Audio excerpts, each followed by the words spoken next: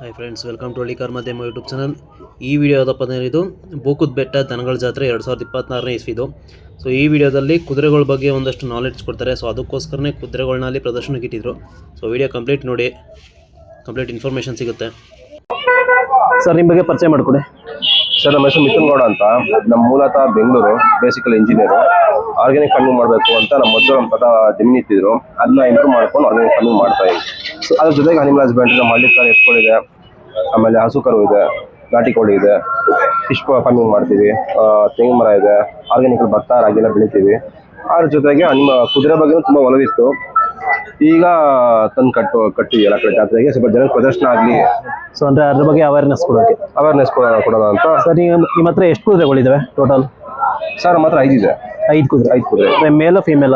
2 ಮೇಲು 3 ಫೀಲ್ ಇದೆ. ಅಂದ್ರೆ ಸ್ಟಾಲಿನ್ ಅಂತ ಗಂಡಿ ಕುದುರೆಗೆ ನಮ್ಮ ಬೀಜೋರಿ ಅಂತ ಹೇಳ್ತೀವಿ ನಮ್ಮ ಹಳ್ಳಿ ಕಾರಲ್ಲಿ. ಬೀಜೋರಿ ಸ್ಟಾಲಿನ್ ಅಂತೀವಿ. ಗಂಡು ಕುದುರೆ ಸ್ಟಾಲಿನ್ ಅಂತೀವಿ. ಸೀಡ್ಸ್ ಇದೆ. ಆಮೇಲೆ ಫೀಮೇಲ್ಸ್ಗೆ ಮೇಲ್ ಅಂತೀವಿ. ಕುದುರೆಗಳ ಬಗ್ಗೆ ನಮ್ಗೆ ಅಷ್ಟು ಐಡಿಯಾ ಇಲ್ಲ. ಅದ್ರ ಬಗ್ಗೆ ಎಲ್ಲ ಇನ್ಫಾರ್ಮೇಶನ್ ಕೊಟ್ಟಿದೆ. ಗಂಡು ಕುದುರೆಗೆ ಸ್ಟಾಲಿನ್ ಅಂತ ಹೇಳ್ತೀವಿ ಸರ್, ಸ್ಟಾಲಿಯನ್ಸ್ ಅಂತ ಹೇಳ್ತೀವಿ. ಫೀಮೇಲ್ ಹೆಣ್ಣು ಕುದುರೆಗೆ ಮೇರ್ ಅಂತೀವಿ. ಮೇರ್ ಅಂತೀವಿ. ಮರಿಗೆ, ಗಂಡು ಮರಿಗೆ ಕೋಲ್ಟ್ ಅಂತೀವಿ. ಹಾಲಲ್ಲಿ ಕರುಗಳು ಅಂತ ಹೇಳ್ತೀವಿ. ಹಾಲಲ್ಲಿ ಕರು ಅಂತೀವಲ್ಲ, ಆ ತರ ಕುದುರೆಯಲ್ಲಿ ಕೋಲ್ಟ್ ಅಂತೀವಿ. ಕುದುರೆ ಮರಿಗೆ ಕೋಲ್ಟ್ ಅಂತ ಹೇಳ್ತೀವಿ. ಹೆಣ್ಣು ಕುದುರೆ ಮರಿಗೆ ಫಿಲ್ಲಿ ಅಂತ ಹೇಳ್ತೀವಿ. ಫಿಲ್ಲಿ. ಸೊ ಇದೆಲ್ಲ ತುಂಬಾ ಡಿಫ್ರೆಂಟ್ ಇದೆ. ಮಾಮೂಲಿ ಕರುಗಳು ಕಡ್ಸು ಅಂತ ಹೇಳ್ತೀವಲ್ಲ, ಸೊ ಹಾಗೆ ಇದ್ರ ಕುದುರೆಯಲ್ಲಿ ಬೇರೆ ನೇಮ್. ಹಂಗೆ ಕರುಗಳು ಕಡ್ಸು ಅಂತ ಹೇಳ್ತೀವಲ್ಲ ನಮ್ಗೆ ಇದರಲ್ಲಿ ಹಳ್ಳಿ ಕಾರಲ್ಲಿ, ಅಥವಾ ಇದರಲ್ಲಿ ಕೋಲ್ಟು ಫಿಲ್ಲಿ ಅಂತ ಹೇಳ್ತೀವಿ. ಸರ್, ಈಗ ನೀವು ಈ ಕುದುರೆಗಳೆಲ್ಲ ಯಾವ ಕಡೆ ತಂದಿದ್ದು? ಸರಿ, ನಮ್ಮಲ್ಲಿ ಅಷ್ಟು ಒಳ್ಳೆ ಫಾರ್ಮ್ಗಳಿದಾವೆ. ಇವೆಲ್ಲ ಜಾಸ್ತಿ ಸಾಕಿವು. ನಮ್ಮ ಕಡೆ ಹಿಂಗೆ ಹಸು ಕುರಿ ದನ ಸಾಕೊಂಡು ಬ್ರೀಡಿಂಗ್ ಮಾಡ್ತೀವಿ. ಪಂಜಾಬ್, ರಾಜಸ್ಥಾನದಿಂದ ಆ ಕೆಲಸ ಮಾಡ್ತೀವಿ. ಸೊ ಆ ಕಡೆ ಇವೆಲ್ಲ ಜಾಸ್ತಿ ಸಿಗ? ಹೌದು, ಮಹಾರಾಷ್ಟ್ರ, ಪಂಜಾಬ್, ರಾಜಸ್ಥಾನ ಜಾಸ್ತಿ ಇವೆಲ್ಲ. ಸರ್, ಈಗ ನೋಡಿದ್ದೀನಿ ನಾನು ಕೂಡ ತುಂಬಾ ಕೃಷಿ ಮೇಳಕ್ಕೆ ಮತ್ತೆ ಇದು ಜಾತ್ರೆಗಳಿಗೆಲ್ಲ ಇವು ಕುದುರೆಗಳು ಹಾಕ್ತೀರಾ. ಸೊ ಅದೊಂದು ಅಟ್ರಾಕ್ಷನ್ ಅಂತಂದ್ರೆ, ಅಟ್ರಾಕ್ಷನ್ ಜನಕ್ಕೆ ಅವೇರ್ನೆಸ್ ಬರಬೇಕು. ಏನಂತ ಅನ್ಕೋತಾರೆ ಅಂತಂದ್ರೆ, ದುಡ್ಡಿರೋ ಕುದುರೆ ಸಾಕ್ಬೋದು, ತುಂಬಾ ಖರ್ಚು ಬರುತ್ತೆ, ಇಲ್ಲ ಒದ್ಬಿಡುತ್ತೆ, ಖರ್ಚು ಬಿಡುತ್ತೆ, ಸಾಕಾಗಲ್ಲ ಕುದುರೆ, ಅದೊಂದು ತಪ್ಪು ಕಲ್ಪನೆ, ರಾಂಗ್ ಇನ್ಫಾರ್ಮೇಶನ್ ಇದೆ. ಅದು ಒಂದೊಂದು ಕುದುರೆ ಕಚ್ತವೆ. ಈಗ ನಮ್ಮಲ್ಲೂ ಕೆಲವು ಎತ್ತಾಯ್ತಾವ ನೋಡಿ, ಆಯುತ್ತೆ ಓದಿದಾವೆ ನೋಡಿ ಎತ್ಕೊಳ್ಳೋ, ಎಲ್ಲ ಓದಿಯಲ್ಲ, ಕೆಲವು ಸ್ವಲ್ಪ ಯಾವ್ದಾದ್ರು ಒಂದೊಂದು ಆತರ ಆಗ್ತವೆ.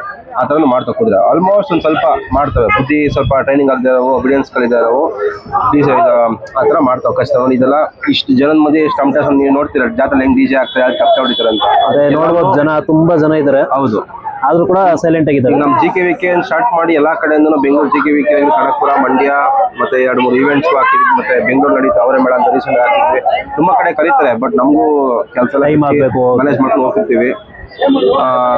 ನಾವೇನು ಎಕ್ಸ್ಟ್ರಾ ನಿಲ್ಸ್ಕೊಳ್ಳಲ್ಲ, ಟ್ರಾನ್ಸ್ಪೋರ್ಟೇಷನ್ ಬೇರೆ ಮಾಡ್ತಾ ನಾವು ಅವೇರ್ನೆಸ್ ಹೋಗ್ತಿರ್ತೀವಿ. ಅವೇರ್ನೆಸ್ ಕಟ್ಬೋದು, ಮಾಡ್ಬೋದು ಜನಕ್ಕೆ. ಇದೇ ನಮ್ಗೇನು ದುಡ್ಡೇನು ಕಾಸು ಬರಲ್ಲ. ನಮ್ದು ದಿನ ತಿಂಡಿ ಖರ್ಚು, ಉಳ್ ಖರ್ಚು ಎಕ್ಸ್ಟ್ರಾ ಹೋಗುತ್ತೆ. ತಿಂಗಳಿಗೆ ಇದೇ ಬೇಜಾನ್ ಹೋಗುತ್ತೆ. ಹೌದು, ಅದೇ ಹೋಗುತ್ತೆ. ಟ್ರಾನ್ಸ್ಪೋರ್ಟೇಷನ್ ನಮ್ದೇ ಹೋಗುತ್ತೆ.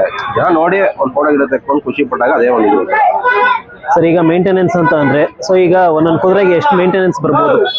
ಸರ್, ಈಗ ನೋಡಿ, ಶೋ ಕ್ವಾಲಿಟಿ ಅಂತ ಇನ್ನೂ ಬರುತ್ತೆ. ಅದನ್ನೆಲ್ಲ ಇನ್ನೂ ಲಕ್ಷಗಟ್ಟಲೆ ಬೆಲೆ ಹೇಳ್ತಾರೆ. ಅದನ್ನ ಇಷ್ಟೆಲ್ಲ ತರಲ್ಲ, ಅದು ಶೋ ಪರ್ಪಸ್ ಮಾಡ್ತಾರೆ. ಅವಕ್ಕೆ ಸ್ವಲ್ಪ ಫೀಡಿಂಗ್ ಜಾಸ್ತಿ ಕೊಡ್ತಾರೆ. ಈ ಪೆಲೆಟ್ ಫೀಡ್ಸ್ ಅಂತ ಬರುತ್ತೆ, ಫೀಡ್ಸ್ ಸಪರೇಟ್ ಬರುತ್ತೆ. ಒಂದು 30-40 ರೂಪಾಯಿ 1 kg ಸ್ಟಾರ್ಟ್ ಆಗುತ್ತೆ. ಅಪ್ ಟು 70-80 1 ತನಕ ಹೋಗುತ್ತೆ. ಅದೆಲ್ಲ ಮಿಕ್ಸ್ ಇರುತ್ತೆ. ಸೋಯಾಬೀನ್, ಅದು ಮತ್ತೆ ಕಡಲೆ ಬೀಜ, ಚಕ್ಕೆ ಒಟ್ಟು, ಕಡಲೆ ಬೀಜ, ಆಯಿಲ್ಸು, ಅದಕ್ಕೆ ಏನು ಬೇಕು, ವಿಟಮಿನ್ಸ್ ಎಲ್ಲ ಬೇಕು, ಅದೆಲ್ಲ ಇರುತ್ತೆ. ಅವು ಸ್ವಲ್ಪ ಜಾಸ್ತಿ ಹೋಗುತ್ತೆ. ಅದೊಂದು 3-4 kg ಕೊಡಬೇಕಾದ ಒಂದು ಟೈಮ್ಗೆ ಕುದುರೆಗೆ, ಒಂದು ಟೈಮ್ಗೆ. ಪ್ಲಸ್ ಗರ್ಕೆ ತುಂಬ ಬೆಸ್ಟ್ ಕುದುರೆಗೆ. ಗರ್ಕೆ ಎಲ್ಲಾದ್ರೂ ಪ್ರಾಣಿಗೂ ತುಂಬ ಬೆಸ್ಟ್. ಗರ್ಕೆ ಕುದುರೆ ಇನ್ನೂ ಚೆನ್ನಾಗಿರುತ್ತೆ. ಮತ್ತೆ ರೋಡ್ಸ್ ಗ್ರಾಸ್ ಅಂತ ಬರುತ್ತೆ, ಅದು ಕುದುರೆಗೆ ಸಪ್ರೇಟ್ ಹುಲ್ಲು. ಈ ಸೀಮೆ ಹುಲ್ ಥರ ಬರುತ್ತಲ್ಲ, ಆ ಥರ ರೋಡ್ಸ್ ಗ್ರಾಸ್ ಅಂತ ಬರುತ್ತೆ. ಅದು ಡ್ರೈನು ಕೊಡ್ಬೋದು, ಹಸಿನೂ ಕೊಡ್ಬೋದು. ಅದು ಬಿಟ್ಟರೆ ಭತ್ತದ ಹುಲ್ ಪ್ರಿಫರ್ ಮಾಡಲ್ಲ. ಅದೇ ರಾಗಿ ಹುಲ್ ಮಾತ್ರ ಕೊಡೋದು. ರಾಗಿ ಹುಲ್ ಬೆಸ್ಟ್. ಈಗ ನಮ್ಮ ಹೇಳ್ತಾರೆ ನೋಡಿ, ಟಗರ್ಗಳೆಲ್ಲ ರಾಗಿ ಹುಲ್ ಹಾಕೊಂಡು ಮೇಯಿಸ್ತಾರೆ.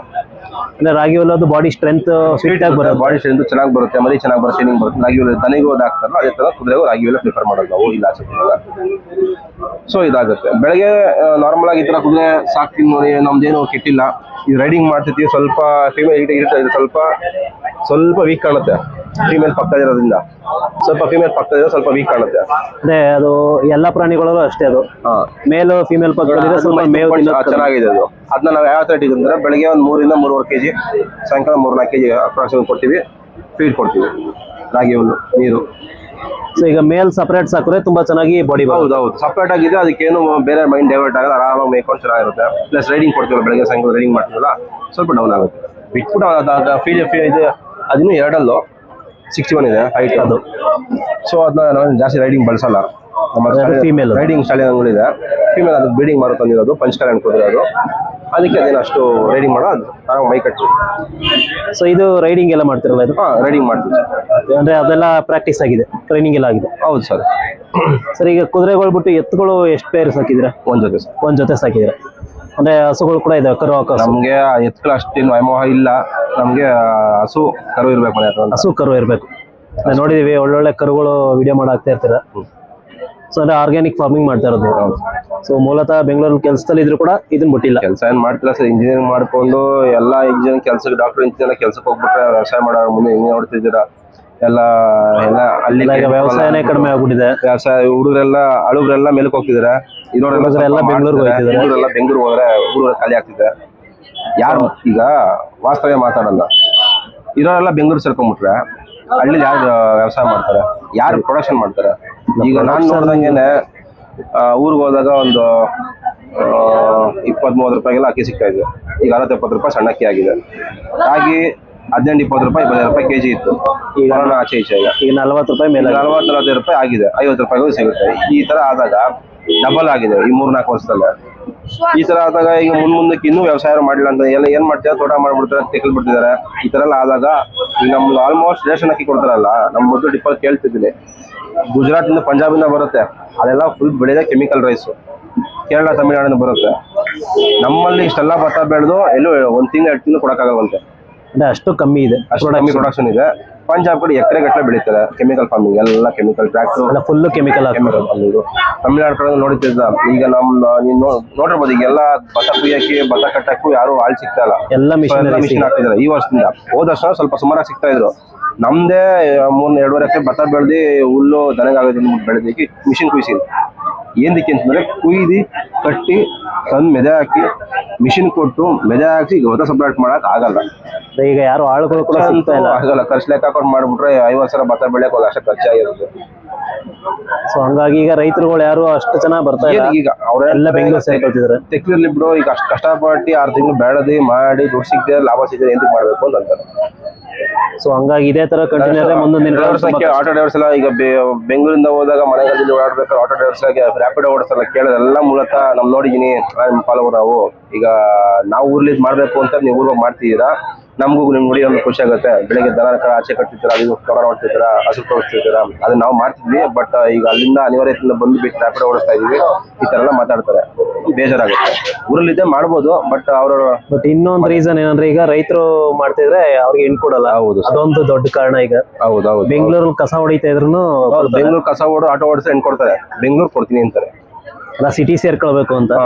ಅದೊಂದು ಮೈನ್ ಡಿಸ್ಅಡ್ವಾಂಟೇಜ್. ಈಗ ಒಳ್ಳೆ ಮನೆ ಇದ್ದು ಜಮೀನಿದ್ದು ಹುಡುಗ ಕರೆಕ್ಟ್ ವ್ಯವಸಾಯ ಮಾಡ್ಕೊಂಡು ಇಲ್ಲೇ ಚೆನ್ನಾಗಿದ್ರೆ ಆರಾಮಾಗಿ ಬೆಂಗಳೂರು ಪೊಲ್ಯೂಷನ್ ಕುಡಿಯಬಹುದು. ಬೆಂಗಳೂರಲ್ಲಿ 50 ಸಾವಿರ ಸರ್ ಸ್ವಂತ ಮನೆ ಇದ್ದು ಬೆಂಗಳೂರಲ್ಲಿ 50,000 ದುಡಿದ್ರು ಮಕ್ಳು ಫೀಸ್ ಲೆಕ್ಕ ಹಾಕೊಂಡ್ರೆ ಈಗಿನ ತಿಂಡಿಗೆ 7-8 ಸಾವಿರ ಇದೆ.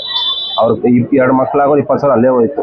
ವ್ಯಾನ್ ಫೀಸು, ಅವ್ರಿಗೆ ಎಕ್ಸ್ಟ್ರಾ ತಿಂಡಿ, ವೀಕೆಂಡ್ ಔಟಿಂಗು, ಮನೆ ಖರ್ಚು, ಗ್ಯಾಸು, ಚಿಕನ್, ಮಟನ್ ಎಲ್ಲ 50 ಸಾವಿರ ಸಾಲಲ್ಲ. 50 ಸಾವಿರ ಅಂದ್ರೆ ಅದು ಮಿಡಲ್ ಕ್ಲಾಸ್ ಸಾಲಲ್ಲ. ಈಗೆಲ್ಲ ಅದಕ್ಕೆ 2 ಲಕ್ಷ 3 ಲಕ್ಷ ಸಂಬಳ ಬೇಕು ಅಂತಾರೆ. ಅದಿದ್ರು ಕಥೆಗಳಾಗಿ ತುಂಬಾ ಪ್ರಾಬ್ಲಮ್ ಆಗ್ತಿದೆ. ಆದ್ರೂ ಕೂಡ ಯಾರು ಕಲಿತಾ ಇಲ್ಲ ಬುದ್ಧಿ. ಸೊ ರೈತರಿಗೆ ಹೆಣ್ ಕೊಟ್ರೆ ಒಳ್ಳೇದು ಸರ್. ಮುಂಚೆ ನಮ್ಮ ಇದಕ್ಕೆಲ್ಲ ಹೆಂಗ್ ಬಾಳ್ತಿರು ಅಂತಂದ್ರೆ ದನ ಕರ ಅಂತ ಬಾಳ್ತಿರು. ಅವ್ರು ತಿಂತಾರೋ ಬಿಡ್ತಾರೋ, ಒಟ್ಟು ಮನೇಲಿ ರಾಸಿ ಚೆನ್ನಾಗಿರ್ಬೇಕು, ದನ ಕರ ಚೆನ್ನಾಗಿರ್ಬೇಕು ಅಂತ ಮಾಡೋರು. ಈಗೆಲ್ಲ ಅದನ್ಯಾರು ಸಾಕ್ತಾರೆ? ಮುಂಚೆ ಒಂದು ಮಾತಿತ್ತು, ತಿಪ್ಪೇರ ಮನೆ ನೋಡಿ ದನ, ಉಳಿದಿರೋ ಮನೆಗೆ ಒಂದು ದನ ಕೊಡಬೇಕು. ಈಗ ದನ ಇದ್ರೆ ಮನೆ ಎಣ್ಣೆ ಕೊಡಲ್ಲ ಅಂತಾರೆ. ದನ ಇದ್ರೆ ಎಣ್ಣೆ ಕೊಡಲ್ಲ, ದನ ಕರ ಇದ್ರೆ ಎಣ್ಣೆ ಕೊಡಲ್ಲ, ತೊಪ್ಪೆ ಹಾಕಿ ಬರ್ಬೇಕು ಅಂತಾರೆ. ಸೊ ಅದು ಒಳ್ಳೇದೇ. ಅದು ಈಗ ಸಗಣಿ ಎತ್ತು ದನ ಮೈಸಾವರಿ ಸಾಕಿರೋರು ಅವ್ರಿಗೆ ಯಾವ ಕೋವಿಡ್ ಅಥವಾ ಜ್ವರ ಬರೋದು ಏನು ಬಂದಿಲ್ಲ. ಈಗೆಲ್ಲ ಫಾರ್ಮರ್ ಇಂಪ್ಲಿಮೆಂಟ್ ಮಾಡ್ಕೊತಾರೆ, ಕೌ ಕಲ್ಡಿಂಗ್ ಅಂತ ಮಾಡ್ತಾರೆ. ಕಾಸಿಸ್ಕೊಂಡು ಹಿಂಗೆ ಹಸುಗಳ ಜೊತೆ ಬಿಟ್ಕೊಂಡು ಮೈಸೂರಕ್ಕೆ BP ಕಮ್ಮಿ ಆಗುತ್ತೆ ಅಂತೆಲ್ಲ ಮಾಡ್ತಾರೆ. ಅದಕ್ಕೆ ಅಷ್ಟು ಚಾರ್ಜ್ ಮಾಡ್ತಾರೆ. ಈಗ ಹಿಂಗೆ ಜನರೇಷನ್ ಮುಂದಕ್ಕೆ ಹೋದ್ರೆ ದನ ಕಮ್ಮಿ ಆದ್ರೆ ಅದೆಲ್ಲ ಬರುತ್ತೆ ಕಾಯಿಲೆ. BP ಶುಗರ್ ಎಲ್ಲ ಸಗಣಿ ಸಾರಿಸೋರು ಬೆಳಗ್ಗೆ ಹೊತ್ತು, ಯಾರು ಸಗಣಿನೇ ಮುಟ್ಟಲ್ಲ. ಸೊ ಹಂಗಾಗಿ ರೋಗಗಳೆಲ್ಲ ತುಂಬಾ ಜಾಸ್ತಿ ಆಗ್ತಿದೆ. ಹೌದು. ಸೊ ದನ ಕರುಗಳ ಜೊತೆ ಇದ್ದಷ್ಟು ರೋಗ ಕಮ್ಮಿ. ಹೌದು ಸರ್. ಸೊ ತುಂಬಾ ಥ್ಯಾಂಕ್ಸ್, ಒಳ್ಳೆ ಇನ್ಫಾರ್ಮೇಶನ್ ಕೊಟ್ರೆ. ಇದೇ ತರ ಅವೇರ್ನೆಸ್ ಕೊಡಿ ಕುದುರೆಗಳು ಎತ್ತುಗಳ ಬಗ್ಗೆ ಎಲ್ಲ. ಹಾಗೆ ಸರ್, ನಮ್ಮ ಮಂಡ್ಯ ಭಾಗದಲ್ಲಿ ಮೊದಲನೇ ಬಾರಿಗೆ ಕುದುರೆ ಅಷ್ಟು ಕಟ್ಟಿಲ್ಲ ಅನ್ಕೋತೀನಿ. ನಾವು ನೋಡಿಲ್ಲ, ನೀವೇ ಫಸ್ಟ್ ಕಟ್ಟಿರೋದು. ಒಂದು ಕಟ್ಟಿದೀವಿ. ಸುಮಾರು ಜನ ಈಗ ಬೆಂಗಳೂರಿಗೆ ಹೋಗ್ಬೇಕು, ಇಲ್ಲಾಂದ್ರೆ ಮೈಸೂರಿಗೆ ಹೋಗ್ಬೇಕು, ಹಾರ್ಸ್ ರೈಡಿಂಗ್ ಕಲಿ ಹಾಕಿ ಹಾರ್ಸ್ ಮುಟ್ಟಕ್ಕೆ. ಬೇರೆ ಫಾರ್ಮಲ್ಲಿ ನಾವು ಹೋಗ್ತಿರ್ತೀವಿ, ದೊಡ್ಡ ಕುದುರೆ ತೋರ್ಸಲ್ಲ, ಮುಟ್ಟಕ್ ಕೊಡಲ್ಲ. ಸೊ ಜನಕ್ಕೂ ಒಂದು ಈಗ ಯಾಕೆ ಅಷ್ಟು ಮಾಹಿತಿ ನಮ್ಮ ಕಡೆ ಕುದುರೆಗಳು ಕಮ್ಮಿ ಅಂತಂದ್ರೆ ಜನಕ್ಕೆ ಗೊತ್ತಿಲ್ಲ ಯಾವ ತರ ಕಟ್ಟಬೇಕು, ಹೆಂಗೆ ಅಂತ ಭಯ. ಈಗ ನಾವು ನಮ್ಮ ಫಾರ್ಮಲ್ಲಿ ಬಂದ್ರೆ ತೋರಿಸಿ ಮುಚ್ಚಿ ಅದೇ ಒಂಥರ ಜನಕ್ಕೆ ಖುಷಿ.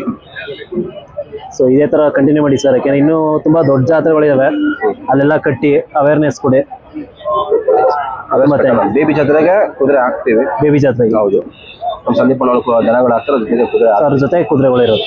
ಸೊ ತುಂಬಾ ಥ್ಯಾಂಕ್ಸ್. ಸರಿ, ಥ್ಯಾಂಕ್ ಯು.